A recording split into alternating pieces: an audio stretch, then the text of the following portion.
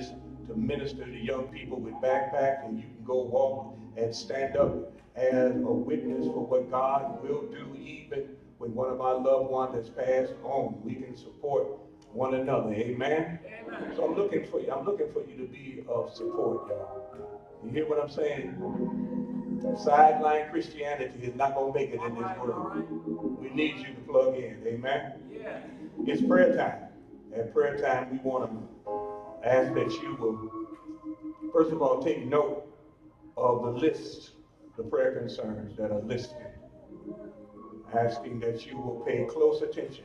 The list is full, and the names are on that list because they believe that you believe in prayer. You heard Reverend Charles mention the anniversary of Charles and Diane. Well, first of all, the blessing is Charles is in worship service, y'all.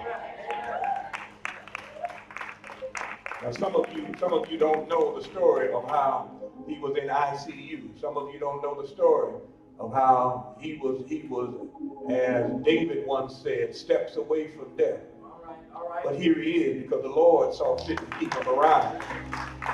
Now, you ought to give a little better praise than that. When you see a blessing, if you want a blessing, you need to celebrate a blessing. Amen? Amen. Charles, not the only one. Alexander Bell is in worship service today. And we give God the praise. We give God the praise for Garcia White being in worship. So we're going through some stuff, and you need to see some people who've already been through some stuff and who are sitting in the sanctuary of God. All right, now stand your moves. If it's, oh my God, it ain't time to preach it. Look around you. You need a blessing, look around you. You need a blessing, look behind you. You need encouragement, look on either side of you. Look what God is doing. Yes, He is.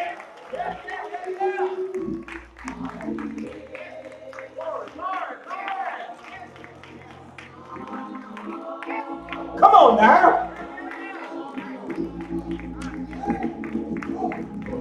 Glory. Come on, get in the game. Get in the game. This is a game of faith. Now get in the game. Open your mouth and sing. Shula.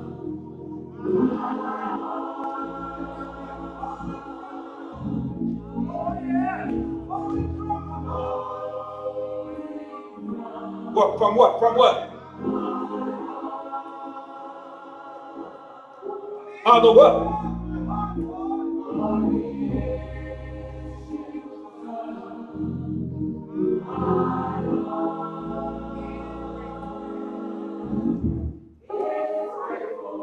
Anybody grateful in here? Act like you're grateful in here. Act like you're grateful in here.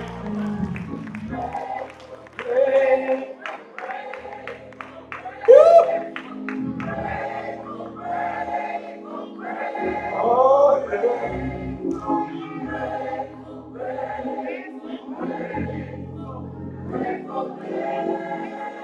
It's what?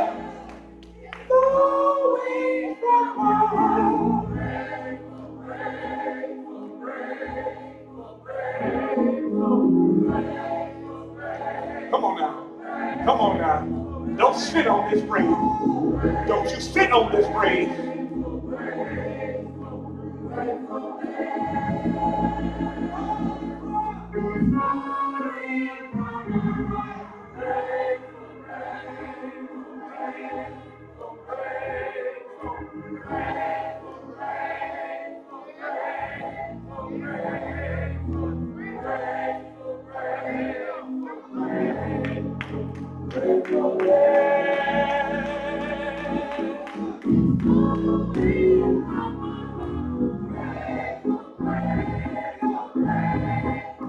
Come on, sing now.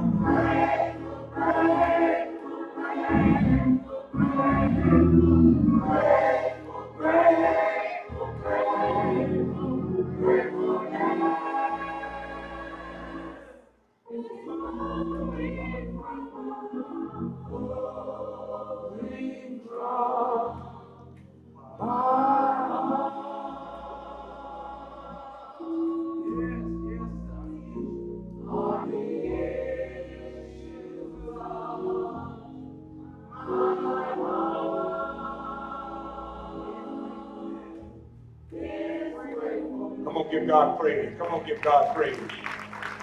Now that's how we go into prayer. That's how we go into the prayer moment. You go into the prayer moment grateful. No matter what you're going through, go into it grateful. We have a powerful reason to praise. I just what? What? Don't be bashful in here now. Don't be ashamed in here. Sing it, y'all. Sing it now. Tell Jesus in here you love him.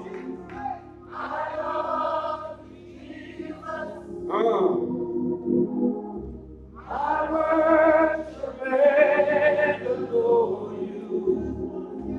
Just want to tell you I love you more.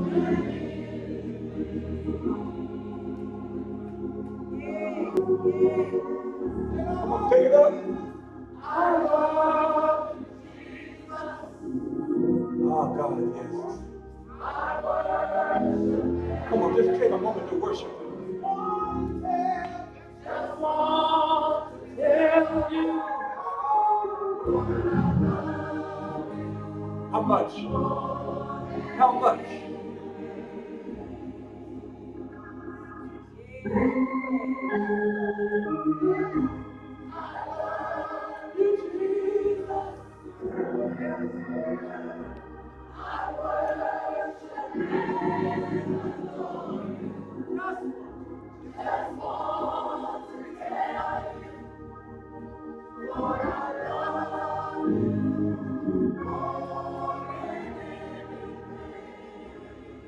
Amen. Amen. Come on, give God glory. So remember Deacon Chris Yates, who is recuperating from surgery. Remember Deborah Rowe. Remember Tamara King Lupi. Remember Sandra is still recovering. Remember in your prayers Vivian Matlock. Remember Ruthie Ford have been your prayers. Remember Patricia Cunningham in your prayers. Remember Javeda Sanders, whose father, Melvin Sanders, passed away. Services were held on yesterday. Remember Tony Hewlett and her family, the passing of her sister Deborah Johnson. Services were held on yesterday. Remember Fernando in your prayers, and each and every name that is listed on the prayer list. Remember Fletcher Chapman? Remember, y'all. Remember Philip Gent. The names on the list are legion. I want to ask that you will, as you have heard me mention those who are in service but still recovering from surgery, like Denise and Sandra, keep them in your prayers, please. And then I'm asking us keep Charles in prayer. Keep Montrese in prayer. At the end of this week, Montrese will be relocating back to San Diego as she continues her recovery and convalescence. We're going to miss you so much. You just don't know. It is so good to see her daddy in worship service with her today, Mr. Kennedy. What a blessing. What a blessing. At prayer time, I want to ask that Jasmine come on down to the altar, because she and Reverend Renita will be taking the bar this week, y'all. Come on, Mama, come on in there. Come with baby. I want to ask that we labor in prayer this week, as two of our congregation members will be taking another step a little higher. Are we already claiming the victory?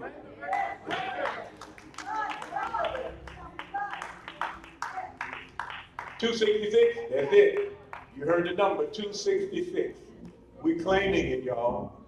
Bible says you have not because you ask not, and We can claim some stuff in here in the name of Jesus Christ. Am I right about it? Now, if you want to claim some healing and some deliverance, come on down to the altar right now. If you remain in your seat, asking that you take the hand of the person that's either sitting or kneeling next to you. Aaron, you need to come on down. Aaron, this is his last Sunday with us. Aaron Johnson, this is his last Sunday with us as he goes away to school, y'all. Lord have mercy. Here's an example of one who cannot be replaced. My Lord. Come on. Those who would like to come down to the altar for prayer. If you remain in your seat, I need you to take the hand of the person on your right, your left, in front of you, or behind you. Oh, how I love Jesus. Oh, how I love Jesus.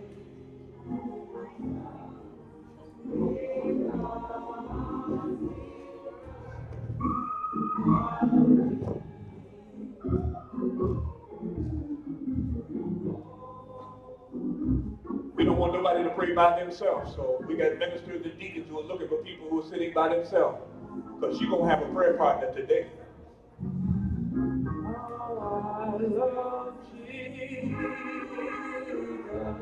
Now, as you hold the person's hand that's sitting next to you or in front of you or behind you, make sure you know their name. Make sure you give them your name. Then we ask that you will also share a prayer concern with them. How I love you. Deacon Greg. Oh, how I love you. Brother Deacon. Just enough.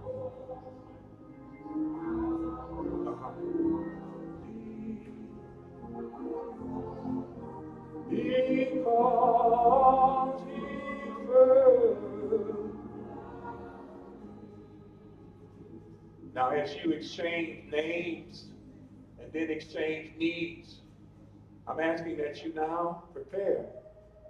As we bow, I want you to whisper the name of the person whose hand you're holding out loud. Come on, let that person hear you call their name as they call your name. We are going to saturate the throne of grace with the names of those who we are now entrusted to pray for. Somebody needs to know today that somebody is calling their name. Calling their name in prayer. Let us join our hearts together. Most holy and eternal God, we come before you one more time in life to declare and decree our determination. And our determination is for heaven and immortal glory. But dear God, we need your divine presence on this uneven journey called life. Because it's so difficult, God. It is so challenging sometimes. The trials get so weighty, and we don't know if we can go any farther sometimes, God. The pain gets so deep, God, we just want to cry out, lie down, and just be still, God, in the name of Jesus. We need your divine presence to prop us up and hold us up all along the way. God, we need you because there are ditches in the way. There are twists and turns and stumbling blocks all along the way of this journey called life. We need the power of your presence, God, to put steel in our back so that we can press on toward the mark of the high calling in Jesus Christ. God, please, right now, as you see your people bow in humble adoration of you, of God, who is God, we are now asking because you are God, because you are the one who created us, you are the one who made a day, you are the one who is great and greatly to be praised, that God, you won't shut your merciful ears to our prayer, dear God, but lean over the balcony of heaven one more time and hear the prayers of your people. Let somebody know by dispatching an angel in this place to press by somebody and let them know God is still in control. Help somebody understand that God is still a way maker. maker and a day breaker. Help somebody know in here that God will lift up a bowed down head, that God will get you through, that God will give you a breakthrough. Let somebody know that God is with us. He made a promise that you would never leave or forsake us, and God never comes short of his word. Oh, in the name of Jesus, God, that name that is above every name, at which every knee shall bow, every knee in heaven and every knee on earth and every knee beneath the earth shall bow in adoration at the name of Jesus. There's healing in that name, and your people right now call out the name of Jesus, because we need you, Lord. Jesus said, call my name whenever you approach the throne of grace. And so in the name of Jesus right now, do it, Lord, but don't only do it for us. There are people who couldn't get to church today. Somebody right now is in a hospital bed. Somebody right now is in a senior assisted living facility. Somebody right now is in the military and they can't get to church. But you are God everywhere. So right now, touch them where they are and meet them at their point of need. And dear God, we're going to be so careful to give you the praise, to give you the honor, and we're going to give you the glory. In the matchless, marvelous, and magnificent name of our Savior and Lord Jesus Christ, that all that love it say amen. Come on, say amen again. Throw your head back and say amen like you really mean it. Now hug the person whose hand you've been holding. Tell them you're going to make it.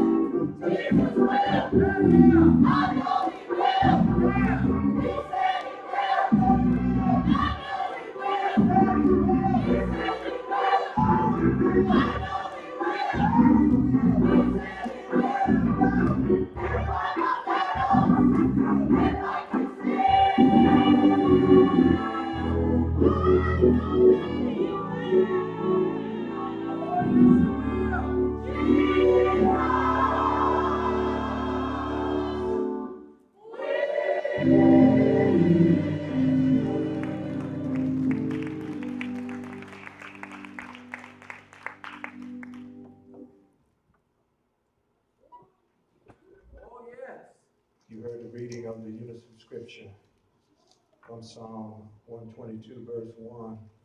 I was glad when they said unto me, let us go into the house of the Lord. Can I give you the Jackson translation? I was glad when they said unto me, let us go back to Trinity, UCC, and Gary. You may have your seats in the presence of the Lord. Ask that you will pray with me on the subject. I was glad. Eternal God, let the words of my mouth and the meditation of my heart be found acceptable in thy sight. O Lord, my strength and my most blessed Redeemer. Amen. Amen. Psalm 122, beloved, belongs to the group of psalms called the Songs of Ascent. From Psalm 120 to Psalm 134, you find these songs. Remember, the word psalm means song. Yeah.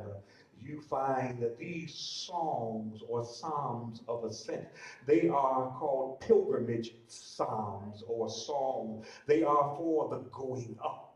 They are pilgrimage psalms or the going up psalms. You see, the city of Jerusalem was built on a hill called Mount Zion, and you had to go up the hill to get to Jerusalem. Thus, the name Songs of Ascent, up to Jerusalem, up to the city of Zion. Quick footnote here. Maybe many of you do not realize the reason, but churches in particular before 1960 were built with many stairs. They had stairs that you had to ascend to get to the door of the church, because those churches were trying to emulate the ascending that we are singing about in the Psalms, ascending up to worship, ascending up to service. And these songs of ascent in the footnote, or the going up songs, were sung, get this, by ordinary people. These ordinary people were farmers and artisans and people who worked with their hands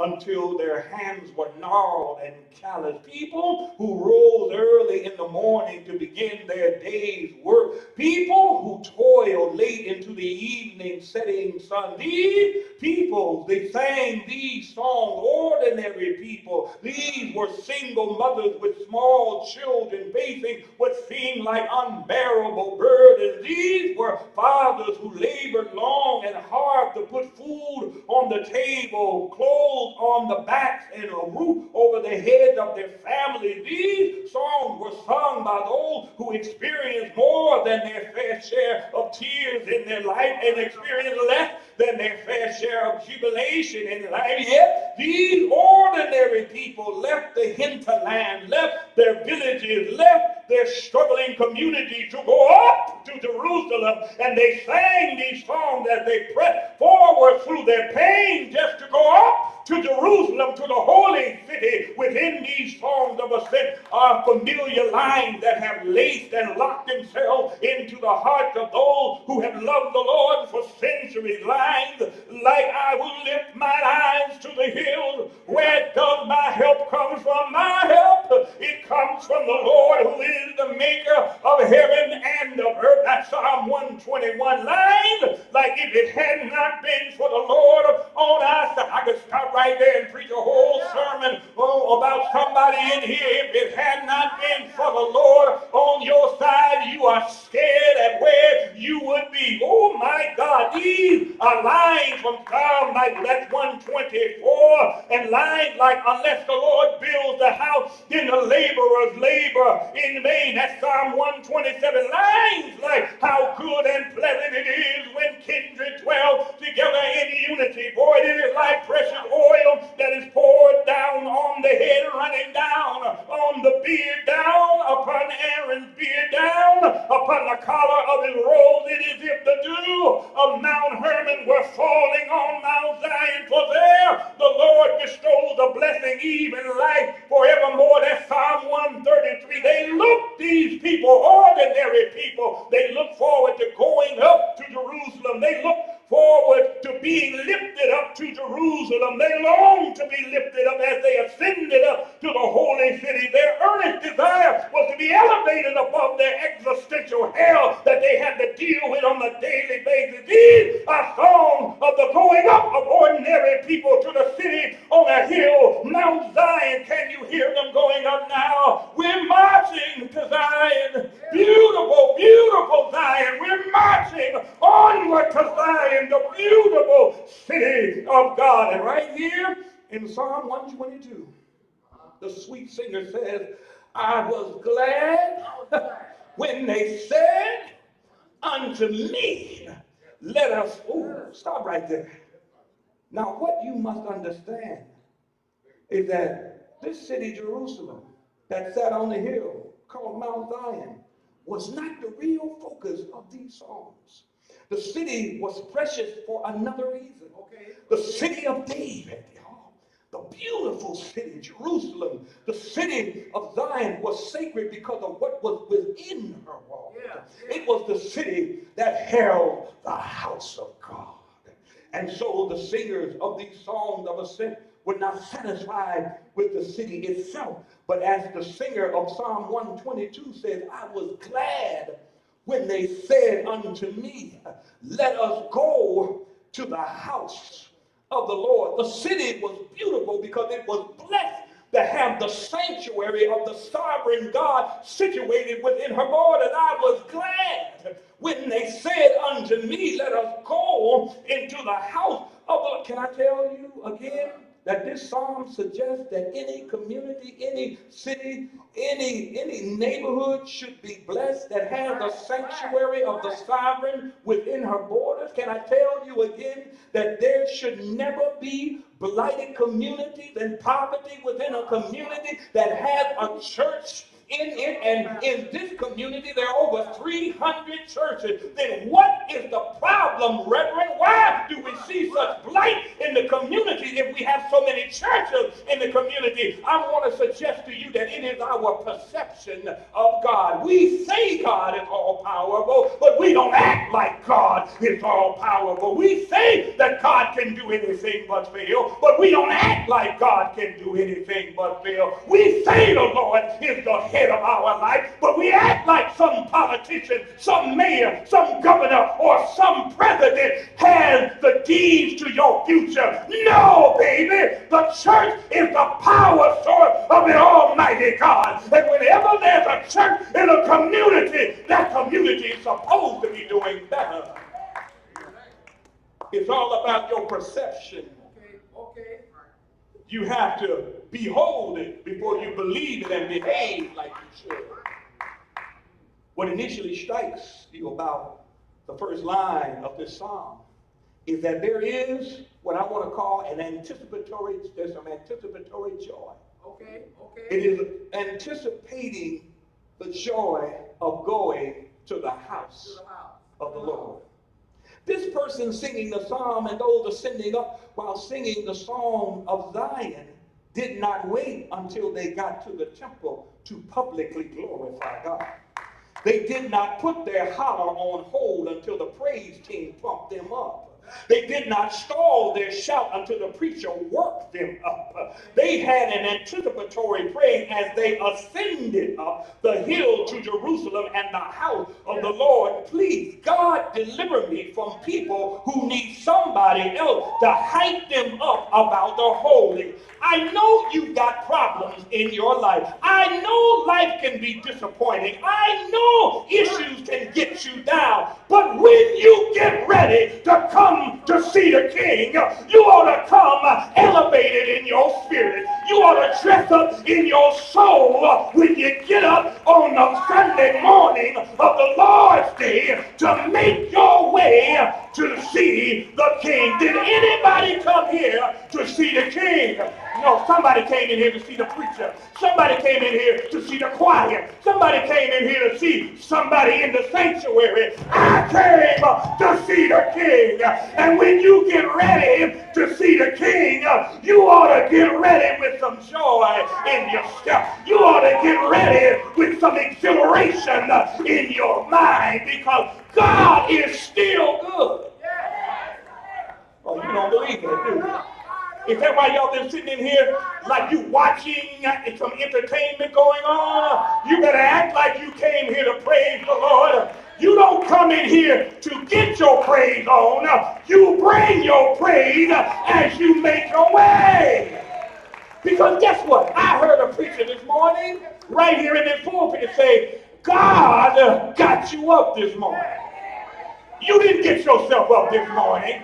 You didn't wake yourself up this morning. You didn't put breath in your body. You didn't put blood in your veins.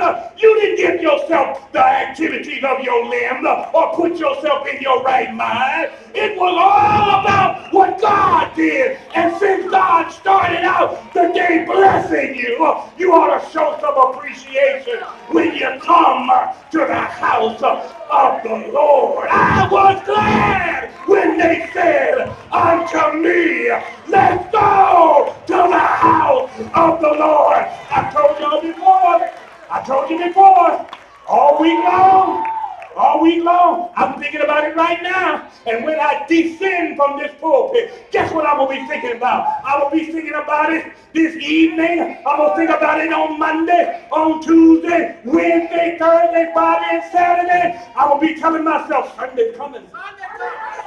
Sunday's coming. Because you may get me on Monday. You may mess me up on Tuesday. You may trip me up on Wednesday. You may mess all over me on Thursday. And I may get down on Friday. And Saturday, I may be a mess. But wake me up on Sunday morning. Because Sunday's here. This is the day that the Lord has made. Let us rejoice. Rejoice. Rejoice. And be glad in it. This is the day. Do you realize what today represents? The old belief was we worship on Saturday, seventh day, Sabbath day. But when Jesus did what Jesus did, those ancestors to our faith, they said we need a new day. They said, Saturday is the day of the law and the Sinai mountain and the smoke.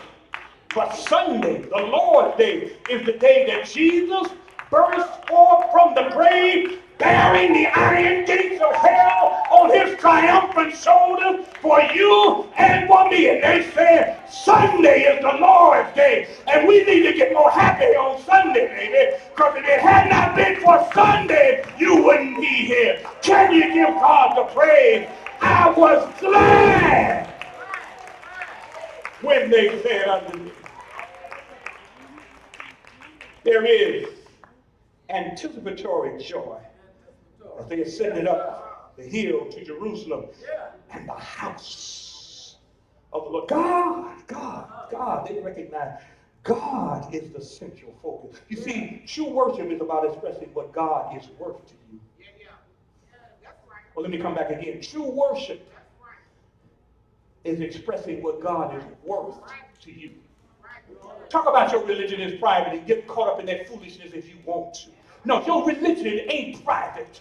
Because if you are a follower of Jesus Christ, other folks ought to know that you love the Lord. And your expression of that demonstrates what Jesus is worth to you. That's why the word worship is a compound word. It's composed. Hey, Marcus Cosby told us this. Well, y'all don't remember it? Worship is composed of two words. The word worth and ship. And when you worship, you are demonstrating what the Lord is worth. Now I can tell you, for the first half of worship today, other folks looking at many of you in here would think that the Lord don't mean a whole lot to you.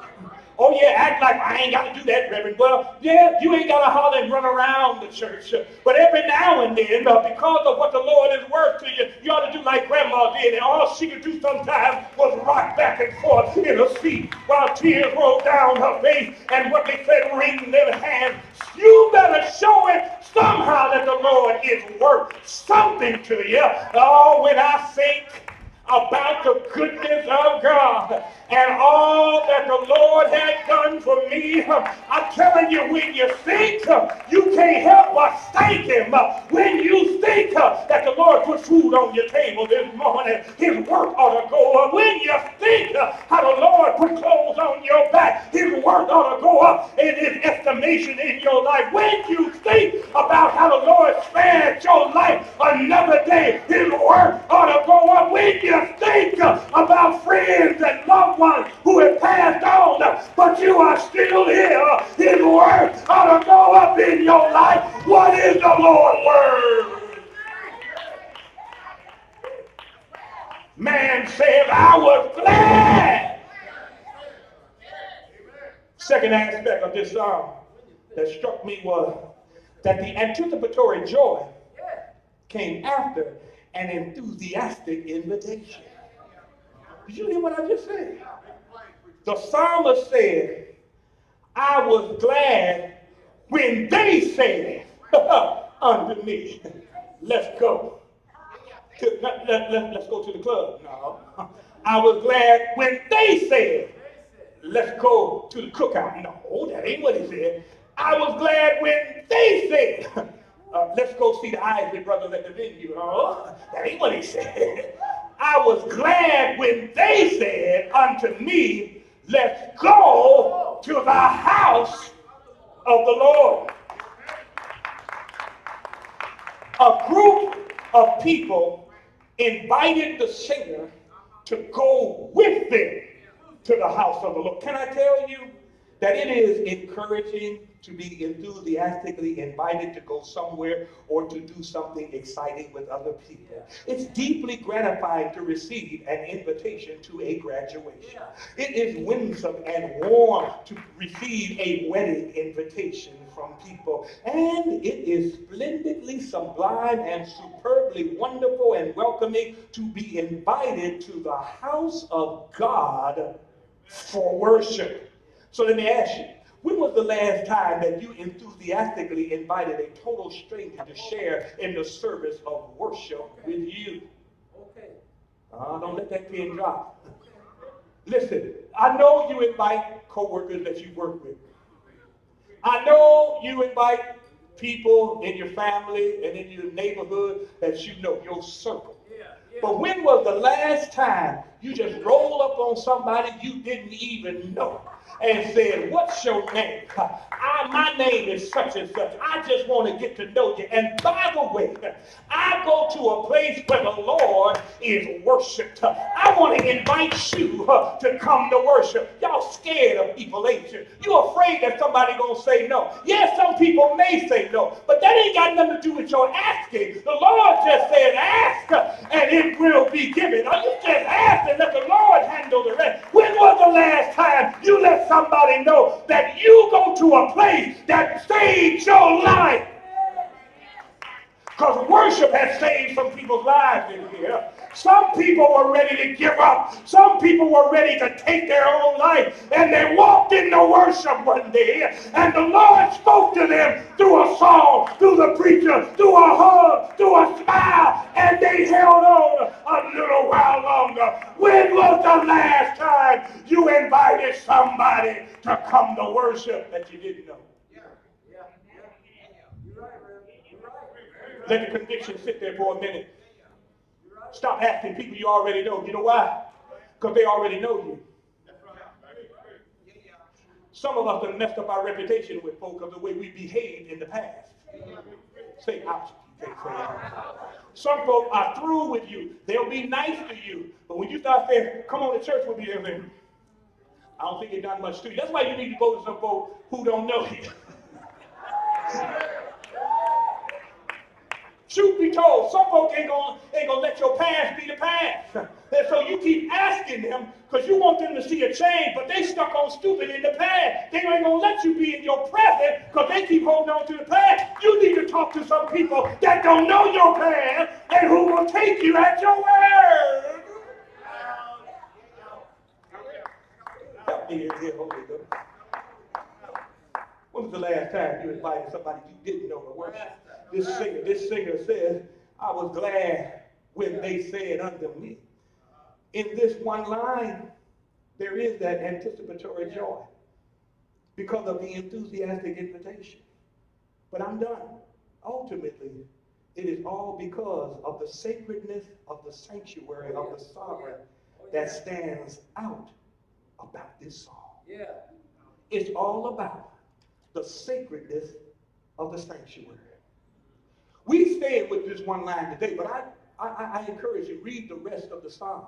Yeah. Because in the psalm, the songwriter talks about how blessed Jerusalem is because of the house of the Lord. Yeah. Talks about that people praise God in the city because of what happened in the sanctuary. You missed it. You missed it. People praise God in the city because of what happened to people in the sanctuary.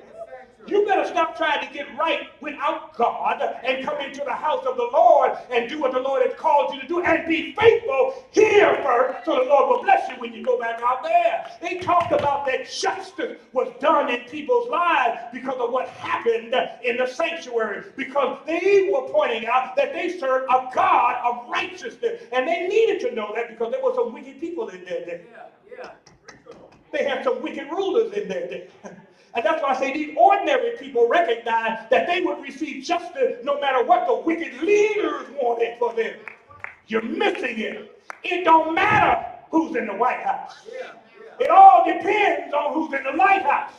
And we got some wicked people in power today, baby. We got some wickedness in high places today. And we've got a fool in the Oval Office that don't know one end from the other, tweets all day long, can't speak the King's English, but got a whole bunch of money and think he can do whatever the hell he wants to do. But little does he know that there is a God above him who will bring him to his knees. And the people in the sanctuary are the ones to hold him accountable. We've got to make them give folk their affordable health care. We got to make them treat folk in East Chicago and other areas in Michigan get clean water. We got to, you know what, we got to make them do us right. That's right. When a white woman is killed by a police officer, and the officer happens to be of another culture, another ethnic group, you know where I'm going. But the media immediately posts the name of the officer this time. But when Philando Castile, and when Mike Brown, and when Eric Garner, and when all of these others were murdered by police officers, they said, we can't tell the name. Now you can tell the name. Oh, this why the church has got to be the church in the community so that justice will be done. Are you listening to me? And that means it takes you to stand up to wicked power and speak truth, God. Hey, when you read the rest of the psalm, It talks about there's praise in the city because of the house of God. It talks about there's justice because of the house of God. And it talks about the peace of God. Now we're going to come back to that later. But I need to tell you, this is about the sacredness of the sanctuary. Sacredness. Don't you mess up because you got tired all week. And you be laying around the house on the Lord's Day. My mom and daddy said, you too sick to go to church? Yeah. Then you too sick to go anywhere else today. Don't you get feeling real good around 1, 2 o'clock in the afternoon. Think you're going to go to the movie. Think you're going to go hang out with your friends. No, baby. You're going to lay your behind here all day long. Because if you can't go to the house of the Lord on the Lord's Day, you ain't got no business going nowhere else. Say ouch. So some of you all done played that game. Oh, I wasn't feeling good. My gout got me. That happened. But then you was out at the mall later on. Okay, Reverend, stop touching. Okay. So let me tell you, this is about the sacredness of the sanctuary on the Lord's Day. Can I tell you that, yeah, you can worship God all by yourself. Yes, you can.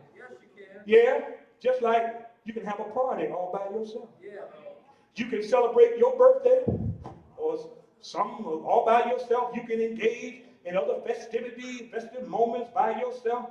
But you know, when you do those things by yourself, it leaves something to be desired. The best parties are experienced in the company of other party goers. The best celebrations happen in the company of other people. And the most memorable worship happens in the community of faith, y'all. And may I add that worship is not only best experienced in the community of faith, but it is also best done at the place designated for worship. You can exercise at home. You can watch the game at home. Incidentally, I got this mess on. I'm sorry. I was giving this because the beloved Cubs finally won. And if that ain't an example of faith, people been praying and going to the ballpark and Wrigley Field for 100 years, just hoping that a fly ball would come their way. And you know, that's the example of faith. That is a good example of faith. That's why you need to come into the house of the Lord, because maybe the Lord didn't give you your breakthrough last week. You keep coming here just like these Cub fans do. You keep coming to the paying field of faith and just wait on that fly ball to come your way of a blessing from the Lord. And the Cubs didn't say that it's going to happen. You may have to wait a little while, but it's going to happen. The Lord's going to come through, baby. That's my side track. Let me get back on track. You can go to the game, but you can watch the game on TV. But there is something special about going to the health club to work out because it's designated for exercise. Everybody in there came to the health club to get their bodies in shape. You can watch the game on TV, but there is something significant about going to the stadium to see the game because it was designated as a place for fans to gather and cheer their favorite team. There's power in community praise, y'all. There's power when the folk gather together, y'all. There is power, there is hope, there is strength, there is community that just busts open when you do this together. And there is something sacred about going to the house of the Lord, because this place has been designated as the place where true worshipers gather together for worship of a God who can do anything but fail. There is power in your gathering to worship. The most powerful breakthrough in the Bible happened when the community of faith got on one accord and came together to do battle against the powers of evil. You don't have enough strength by yourself. You need the folk around you to be praying with you, to be worshiping with you, to be showing how God has blessed them so that you can get some encouragement in your faith. Singer says, I was glad when they said unto me, let us go into the house of the Lord. We gather in the house of the Lord, y'all, to be reminded that our God is still sovereign. Did you know your God is sovereign?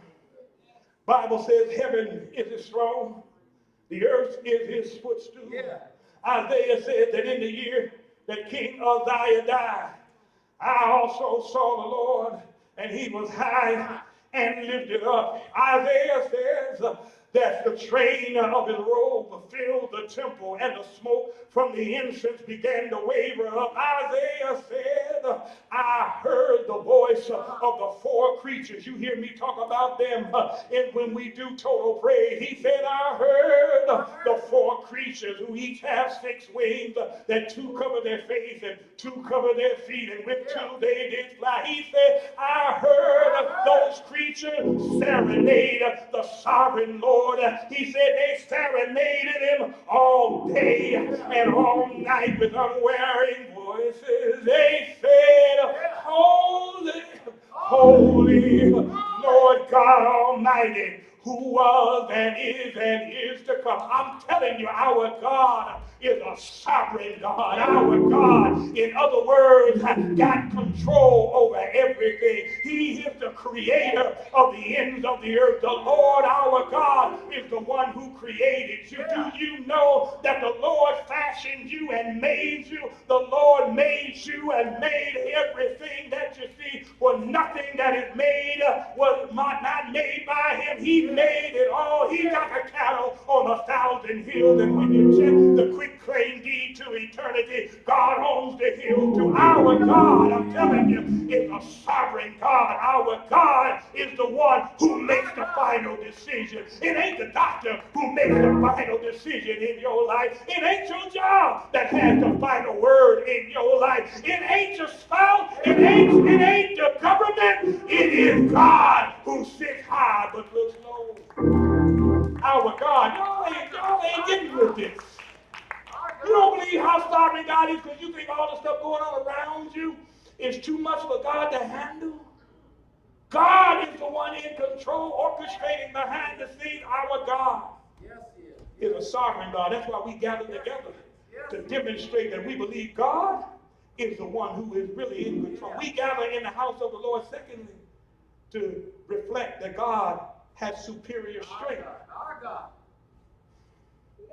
I don't know about church folks sometimes. God has superior strength. If I said, well, when he was president, if I said President Barack Obama was coming in here, you all would jump up on your feet right now. Because why? Because you believe, first of all, he's got authority. Second of all, you think he got power because he can determine this, that, and the other. But I just said our God has superior strength. I just said our God got all power. Y'all sitting there looking at me like you don't believe it. Somebody need to stand up in here who was on a hospital bed about 3 weeks ago and demonstrate and testify how God got all power. Somebody who's dealing with a health issue right now needs to stand up because you didn't get to church on your own. It was the Lord who gave you the strength to press through your pain. Somebody who is grieving the loss of a loved one needs to stand up right now, because if you had had your way, you'd have pulled your covers up in your pants and cried yourself till you died. But God got you up, and God sent you on your way because God got all power. In other words, God said to Jeremiah, man, is there anything too hard for the Lord? And then one of the psalmists said, you ought to lift up your heads, O ye gates, and be lifted up, ye everlasting doors, that the King of glory shall come in. Who is this King of glory? The Lord strong and mighty, the Lord mighty in battle. Lift up your heads, O ye gates, and be lifted up, ye everlasting doors, that the King of glory shall come in. Who is this King of glory? The Lord strong and mighty, the Lord mighty in battle. He is the King of glory. Anybody glad that we got a God who can do anything but fail? We got a God who got all power in his hands. We got a God who is eternal in the heaven. Come on and give him some praise. That's why we gather together, so we can reinforce that we got a God who's sovereign, God with superior strength. I'm done. But here it is. Are them chairs locked together? Tell your neighbor, give me a little room, because I'm about to jump out of here. He's sovereign. He got superior power. But we gather together because we want to remember that God is on your side. God is on your side. You got all that on your side. You got all power on your side. God is on the side of those who are oppressed. God ain't the God of 45 in the Oval Office because he thinks he got power. But God is the God of the people in this sanctuary right now. God has a preferential preference for you and for me. I'm glad about that. Old saints used to say, if religion was a thing that money could buy, then the rich would live and the poor would die. But it ain't about money. It ain't about your title. It's about your love of the Lord. Because God is our refuge and our strength. He is a very present help in time of need. Is he all right? Won't he meet you at your point of need? Ain't he all right? Have thou not known? Have thou not heard that the everlasting God, the creator of the ends of the earth, fainteth not, and neither does he grow weary. He gives power to the faint, and to them who have no might, he increases their strength. He giveth power, y'all, so that even you shall grow faint and be weary, and the young men and women shall utterly fall. But they that wait, anybody waiting on the Lord?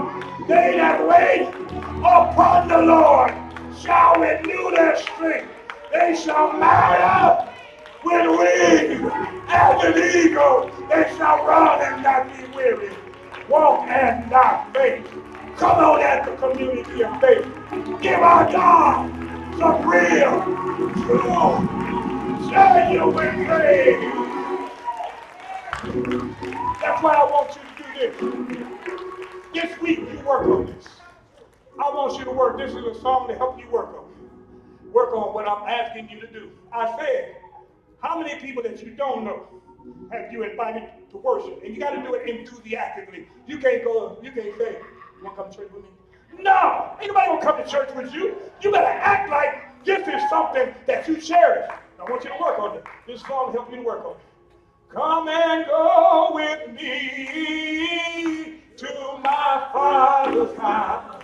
To my Father's house. To my Father's house. Come and go with me to my Father's house. There is peace, peace, peace. Let me let you come on. Come and go with me to my Father's house. To my Father's house. To my Father's house. Come and go with me to my Father's house. There is peace, peace, nothing but joy, nothing but joy up there in my Father's house, in my Father's house, in my Father's house. Nothing but joy up there in my Father's house. There is peace, peace, sweet communion, sweet communion up there in my Father's house, in my Father's house, in my Father's house. Sweet communion up there in my Father's house. There is peace, peace. Come on, come on, come on. Come and go with me Now to my Father's house, well, to my Father's house, come and go with me. To my Father's house. Keep playing. Now maybe somebody here has not accepted Jesus publicly as Lord of your life, or maybe you're not in a church. If you are in either one of those categories, we want you. Come and go with me. Now you in the Father's house, but come on down. Come on down from the balcony, from the main floor. Come on, because these deacons got their hands open, symbolizing the welcome of Jesus Christ into our faith community. So there's peace, there's joy, there's encouragement, there's strength, and there is your faith right here that can be actualized in the work of Jesus Christ. So we want to invite anybody here who has not publicly accepted Jesus as Lord, or you're not active in a church. Come on, this welcome is for you. Come on, look everyone. There it is. Yeah, yeah. Well, come on. Look everyone. Y'all know how we do it. Turn the person on your right, your left, in front of you, behind you. Ask them, have you publicly accepted Jesus? Ask them, are you active in the church? If they answer no to either one of the questions, ask them, can I walk you down? Come on, come on.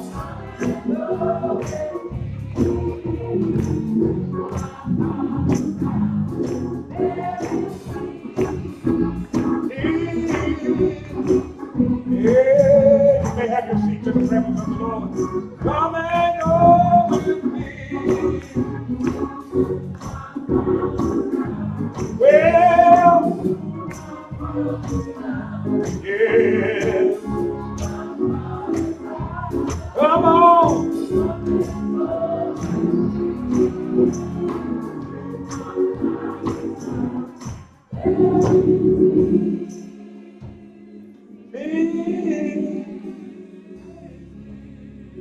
Anybody been inspired? Anybody been encouraged? Come on, give God some glory. You got an awesome God. Come on, our God is an awesome God. He reigns from heaven above with wisdom, power, and love. Our God is an awesome God. Come on and give God some glory in here. Come on in the Father's house. Give God some glory in here. We serve a mighty God. We serve an awesome God. Come on. But in the parking lot, the devil won't try to get you. Come on and worship the Lord right now. Come on and give God the glory right now. Because God is too good. God has been too good. God has been too good. Amen. Come on, look at your neighbor on the right, left, in front of you, behind you. Tell him, I'm glad you were here today. Now look at him again. Tell him, come on back next week to my Father's house. Amen. Now you got a little practice in. Now y'all know what to do this week. When you go to the gas station, to the grocery store, barbershop, beauty parlor, wherever you go, you're going to see somebody you don't know. Come on, tell them and say, you know what? Come on, go with me to my Father's house. And tell them what you got there. There's some peace. There's some joy. There's sweet communion. All right? All right? Amen.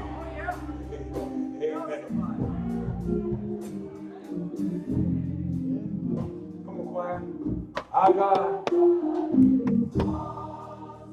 Come on.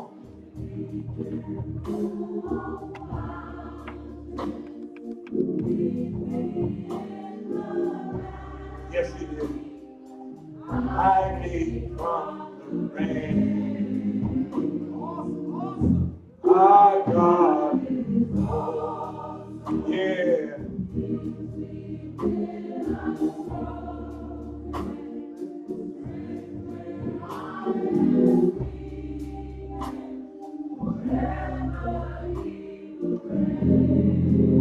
Yeah.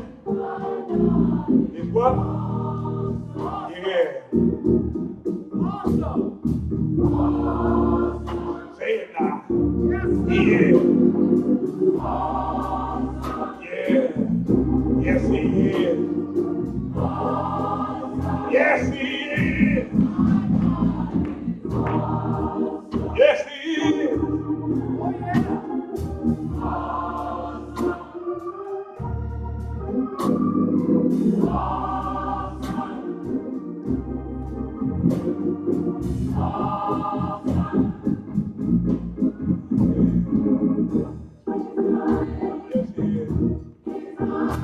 Yes, he is. Yes, he is. Yes, he is. Awesome.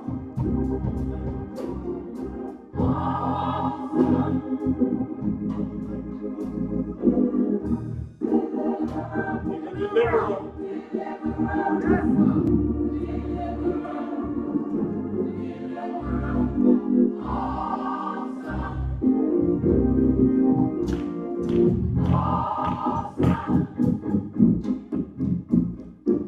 We're going to go out singing that. Choir going to leave out singing that. But the benediction, the Lord bless you and keep you. Cause his face to shine upon you and be gracious unto you. The Lord lift up the light of his countenance upon each and every one of you and give you his most perfect peace both now and forevermore. Come on, choir, let's go out singing also.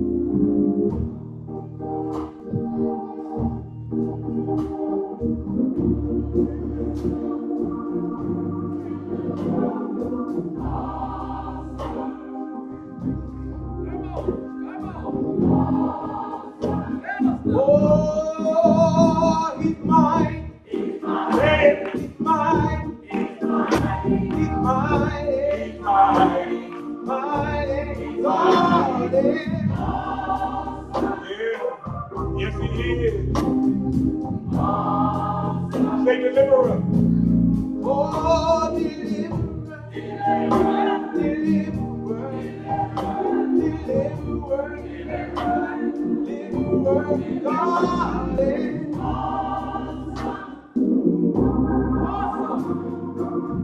Come on, congregation, this is your turn. Say, he's mighty. He's mighty. He's mighty. He's mighty. He's mighty.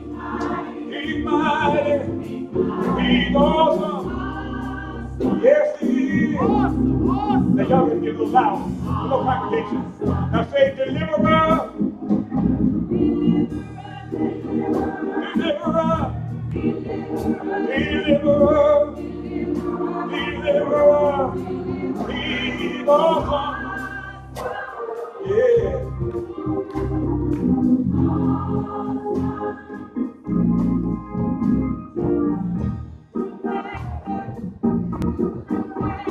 The protector.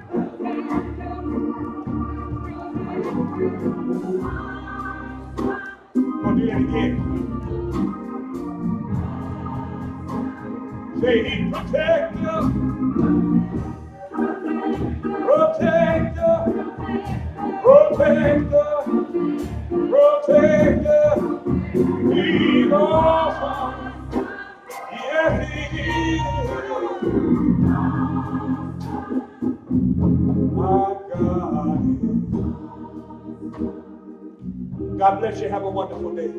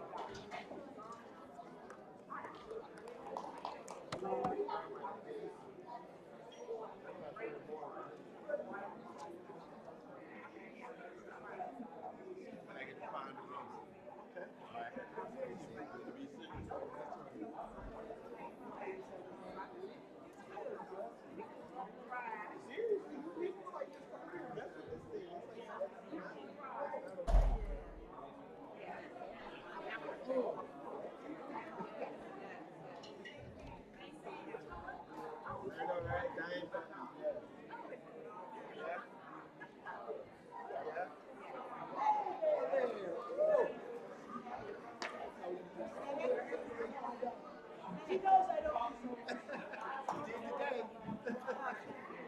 Yes.